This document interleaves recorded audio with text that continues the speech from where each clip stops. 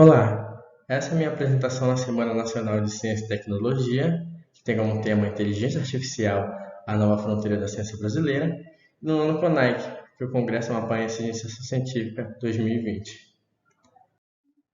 Meu nome é Gabriel Vitor, eu sou acadêmico de Engenharia Florestal na Universidade do Estado do Amapá, sou orientado pelo professor Jadson Coelho de Abreu e tenho um trabalho denominado pelo uso da regressão quantílica e algoritmo Rorschach para estimativa do volume em florestas nativas do estado do Amapá. No manejo florestal, nós temos uma das etapas fundamentais, que é o inventário florestal. É nele que nós podemos ter uma caracterização de uma determinada área e o conhecimento qualitativo e quantitativo de uma determinada área. E se o inventário tiver fins comerciais, a variável mais importante é o volume. E para determinar o volume de árvores em pé, existem algumas formas, como o fator de forma e o quociente de forma, onde descreve o volume de árvores individuais, como descrito no livro de mensuração florestal. Mas para povoamentos florestais, o mais indicado, segundo Campos e Leite, é a utilização de equações de volume. Coates e Basta afirma que o emprego das equações de volume é um dos métodos mais precisos de estimação de volume de árvores em pé e que contrapõe os métodos de volume cilíndrico e de área basal.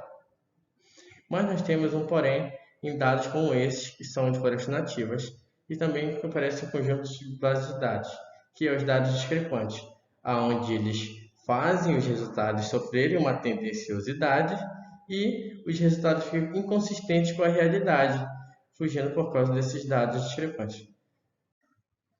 Com isso, nós chegamos à análise de regressão, onde ela possibilita encontrar um ajuste razoável entre variáveis por meio de relações empíricas.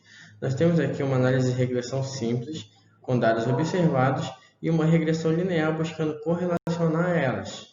Então, nós temos aqui uma boa correlação, diferente quando nós temos a presença de dados discrepantes no conjunto de dados, onde faz o modelo não seguir uma distribuição normal e, com esses dados discrepantes, são chamados na estatística de outliers. Então, os outliers fazem a reta ter uma influência desses dados. Para isso, o uso dos métodos de regressão robustas são necessários nessa aplicabilidade.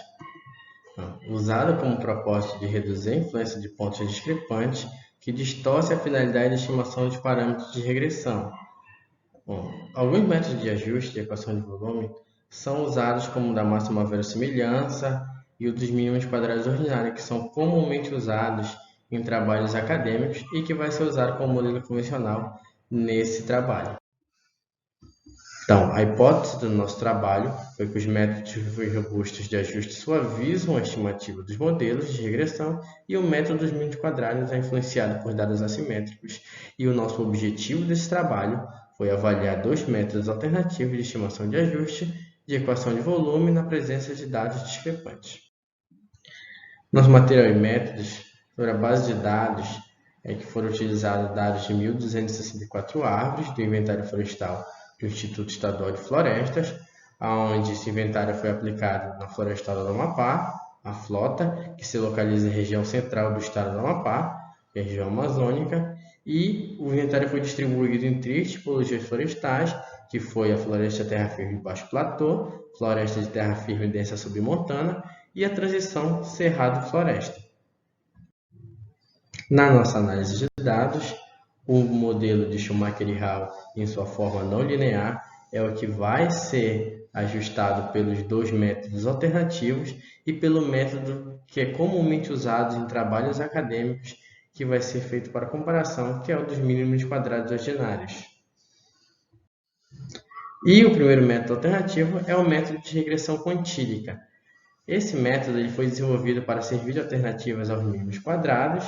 Ele é ajustado pelo pacote Quatrain do software R e seus coeficientes foram estimados pelo algoritmo Simplex. Essa é o modelo de minimização dos erros do regressão quantílica, onde o tal é por onde é ajustado o percentil, por onde vai passar a mediana, que fica localizada logo após o beta-j da equação.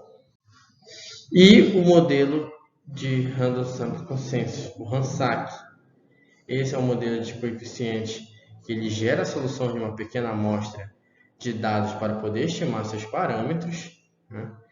Ele usa o menor número de dados no objetivo de acrescentar interativamente observações corretas, que são os inline para um consenso. Ou seja, né, ele vai selecionando dados aleatórios nesse conjunto de dados e o que tiver dentro do seu limite de inlines é que vai ser contabilizado para ser estimado os parâmetros para a equação de volume.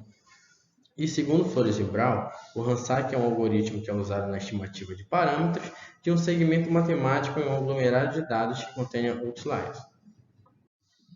Bom, e os critérios de avaliação das performances dos métodos avaliados foram a correlação de Pearson, raiz quadrada do erro médio, as BIAs, análise gráfica de dispersão dos resíduos, e o gráfico de linhas de tendência dos ajustes do trabalho. Nos nossos resultados de discussões, na tabela descritiva, podemos observar coeficientes estimados pelos ajustes de MQO e RANSAC semelhantes, no que resultou em resultados equivalentes nas suas correlações, de 0,88. Porém, a regressão quantílica obteve um menor erro na sua média, de 0,58, e subestimou em suas BIAs o modelo. Os três métodos não se mostraram tendenciosos e bastante confiáveis nos seus resultados. No nosso gráfico de correlação do volume observado e estimado, o método de MQO, RANSAC e regressão linear estão alinhados respectivamente. E nós podemos notar a aparência de dados discrepantes nos três gráficos e que também foi presenciado na aplicabilidade dos métodos para a formação Cerradão no trabalho de Abreu 2019. E nós podemos notar também uma superioridade na minimização dessa discrepância no terceiro gráfico, é o gráfico de regressão quantílica.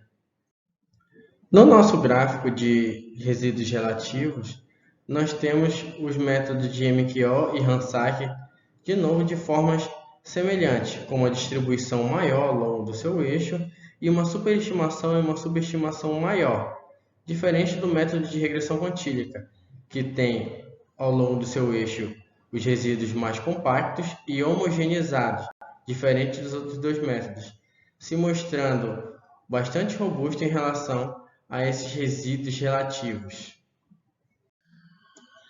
No nosso primeiro gráfico de linha de tendência do volume em função da altura, nós podemos observar uma grande dispersão dos dados nessa amostra, evidenciando a presença de outliers e na tendenciosidade de alguns ajustes, como dos mínimos quadrados ordinários, onde ele se mostra tendencioso às árvores altas com volume baixo, diferentemente do modelo de RANSAC e regressão quantílica, onde a regressão quantílica busca uma maior quantidade de inline entre as alturas de 10 e 20 metros e se mantém no seu ponto da sua trajetória dos valores reais.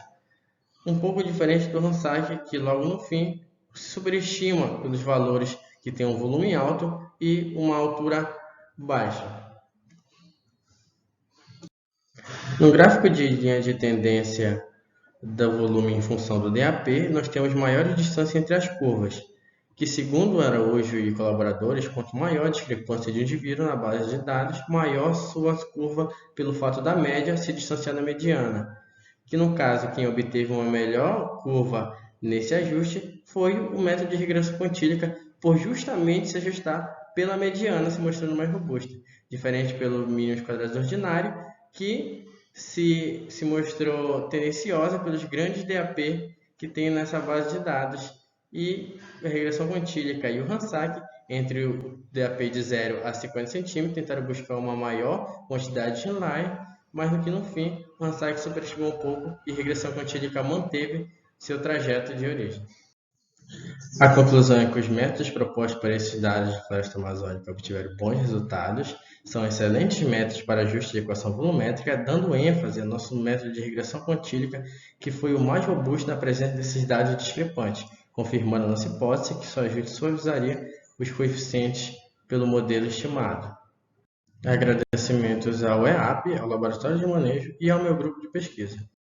Essas foram as principais referências no trabalho. Muito obrigado.